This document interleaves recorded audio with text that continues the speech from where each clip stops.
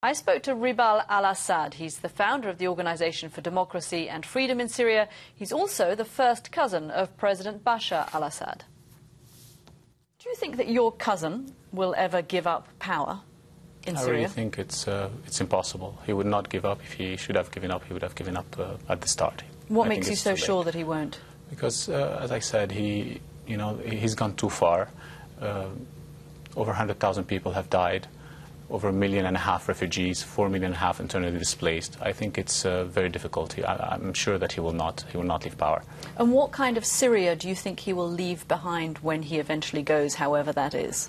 Well, we're really trying to keep Syria together as much as possible. This is the most important thing that we need to do. We need to find a peaceful solution. We need to find a political solution to this crisis. It's very important. And we should certainly not be calling on arming the rebels. The United States and the West should really think it twice before arming those rebels, who are mainly Islamist rebels. We have to know exactly who we're arming before we go ahead with such a step.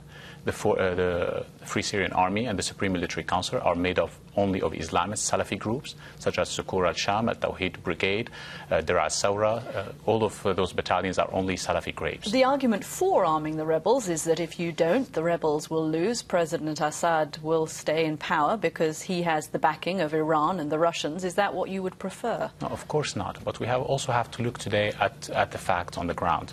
We have to look at, for example, the World Tribune report that was 3 weeks ago that said, unfortunately, Bashar al-Assad is starting to win 70% of the heart and mind of the people. It's certainly not what we want. It's a disaster. I mean, after 30 years of my personal experience of exile, after 100,000 deaths, to have such kind of report, it's a disaster. Why? Because the majority of the Syrian people, the peaceful majority, prefer to have, they prefer the devil they know from the devil that is out there. Whatever is left behind is going to be a Syria that is deeply divided along sectarian lines. You are an Assad. Your father has been accused of one of the worst massacres in Syria's history, in Hama. Do you think there is really any place for you in Syria in the future, for anyone of the Assad name in the future in Syria? First of all, let me clarify one thing.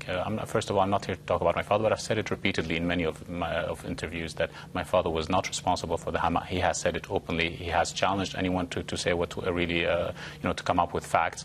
There was the Defense Intelligence Agency report that was declassified lately that said exactly what went on in Hama and the number of deaths, which was not what people said, and it was 2,000 and not 40 or 50. About that.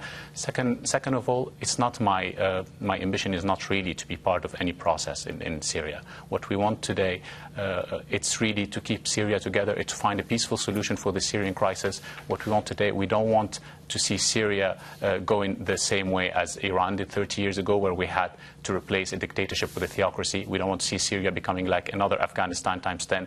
That's why I think it's very, very dangerous. Okay, Ribal Al Assad, we have to leave it there, I'm afraid. Thank you very much for coming to join me. Thank you.